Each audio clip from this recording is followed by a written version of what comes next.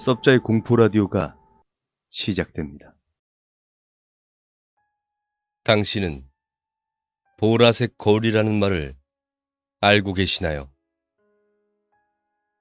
이 말을 알고 있는 사람은 20살이 되는 생일이 되기 전까지 이 말을 잊어버리지 않으면 거울 속 세계로 끌려들어가 죽어버리고 만다는 이야기가 있다고 합니다.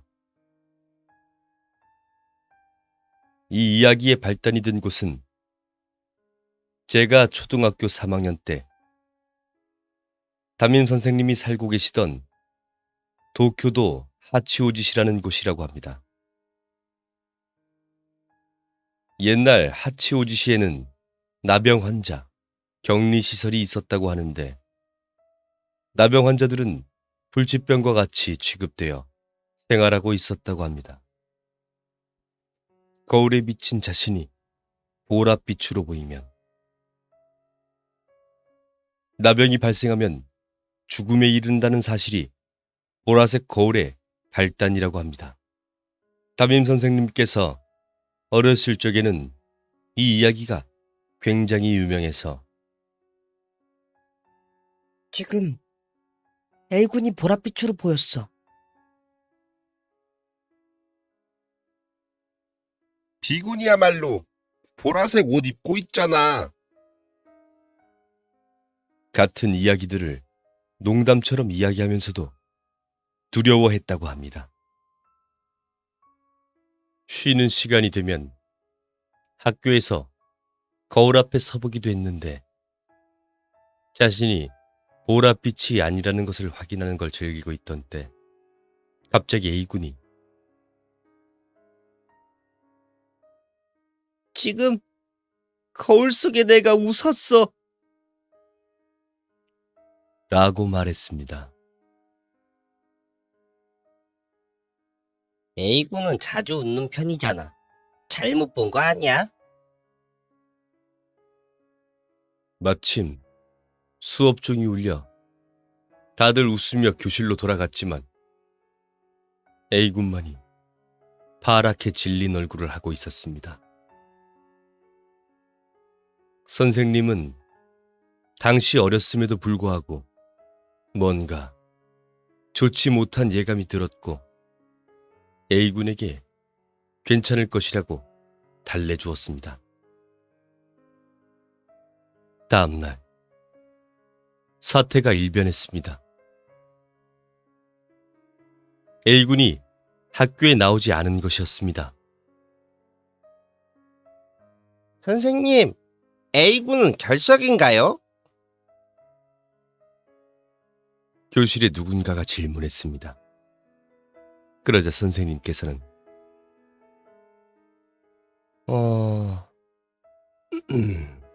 슬픈 소식을 전하게 되어 매우 안타깝지만 A군은 어제 심장 발작으로 죽고 말았어요. 우리 모두가 A군을 위해서라도 조문은 꼭 가도록 합시다.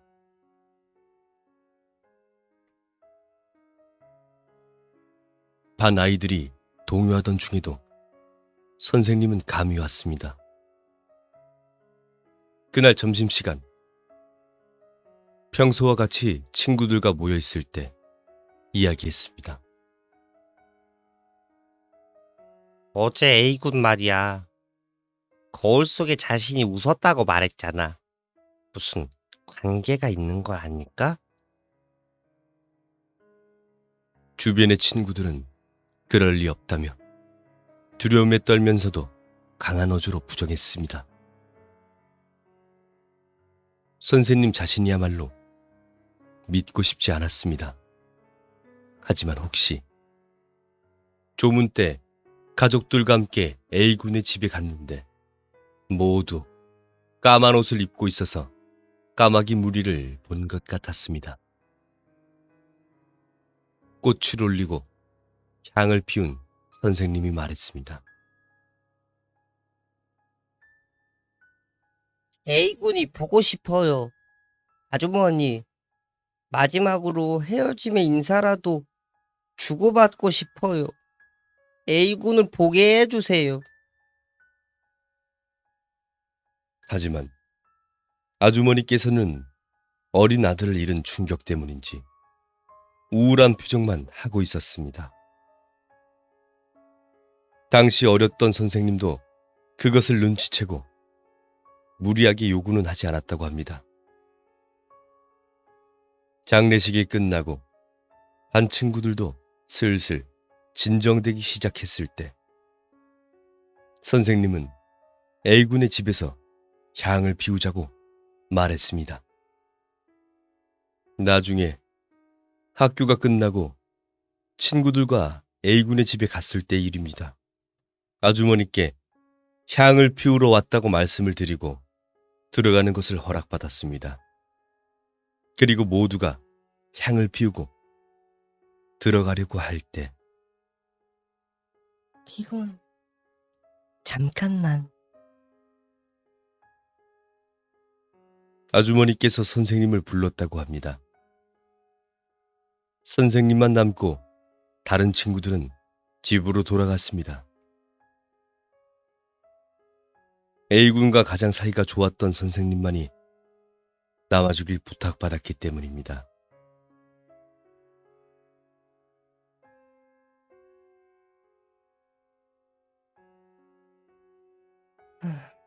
사실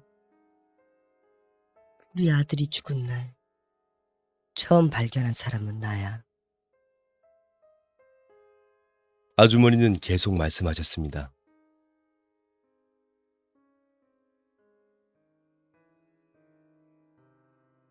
일어날 시간이 됐는데도 안 일어나서 깨우러 갔었어. 처음 봤을 때 그의 몸이 노란색으로 변한 걸 금방 알 수 있었단다. 앞으로 누워 있었는데 몸을 만져보니 너무 차가워져서 얼굴을 보니까 말로는 잘 표현할 수 없을 정도로 뭔가를 두려워하는 듯한 그런 얼굴이었어.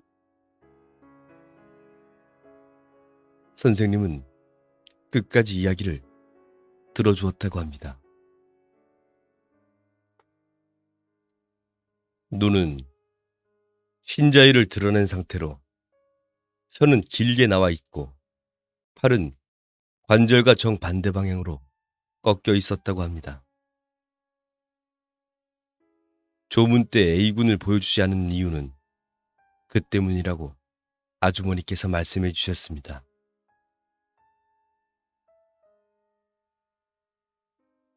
선생님은 대학생이 되어서도 향을 피우러 가긴 했지만 A군의 죽음이 점점 잊혀져 가게 되었는데 당시 소속되어 있던 동아리에서 꽤 인기가 있어 가장 귀여운 여자아이와 사귀고 있었다고 합니다.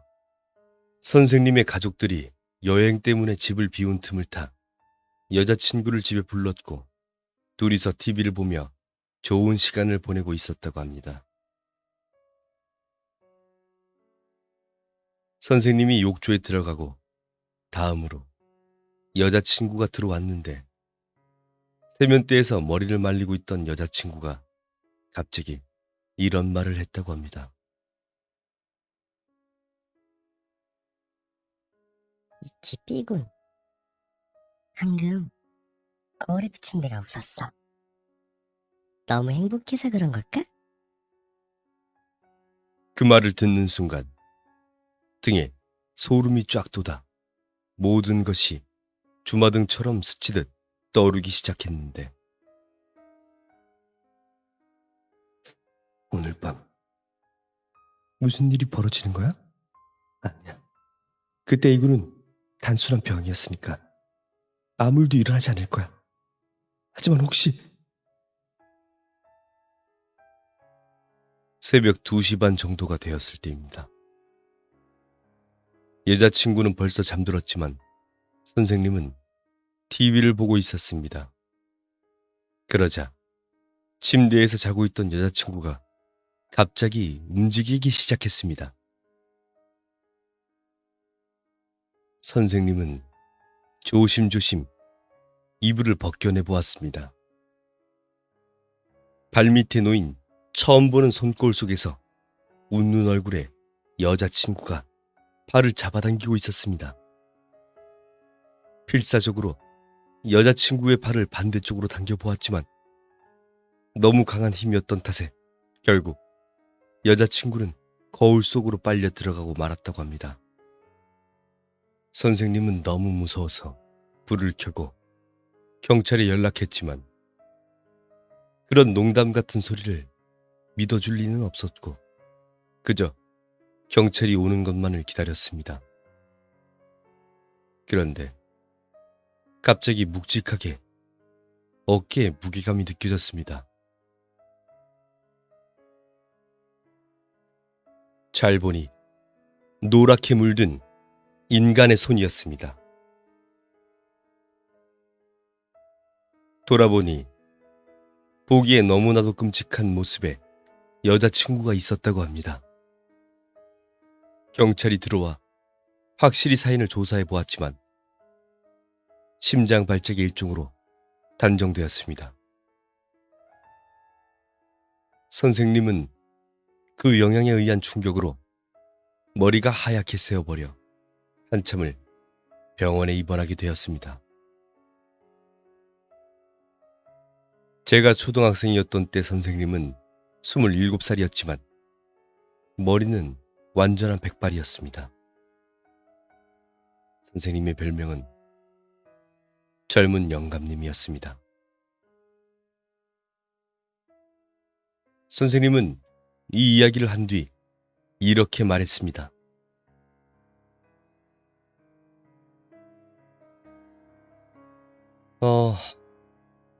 누구든 평생 한 번은 겪을 상황입니다. 혹시 거울 속에 자신이 미소 지었다면 절대로 아무에게도 말하지 마세요. 그리고 두려워하지 말고 상냥하게 미소를 지어주세요. 라고 눈물을 흘리며 말하는 모습에 초등학생인 반 친구들 모두가 진짜라고 생각하게 되었습니다. 이 이야기를 모르는 친구가 친구들 사이에서 거울 속에 내가 웃었다 라고 말한 뒤 심장 발작으로 사망했다는 이야기가 주변에서도 한 번 있었습니다. 미소지는 거울 속의 자신은 거울뿐만 아니라 수면이나 유리, 또 이야기를 나누고 있는 사람의 눈에도 비칠 때가 있었다고 합니다. 혹시 내가 모르는 사이에 미소 짓고 있는지도 모릅니다. 미련하게 거울 속의 자신에 대한 이야기를 남에게 이야기하지 않는 편이 현명할 것이라고 생각합니다.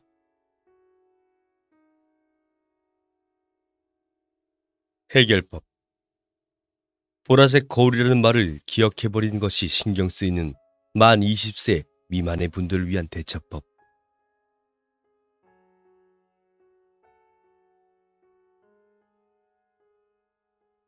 하나. 하얀 거울을 소리내어 읽는다. 둘.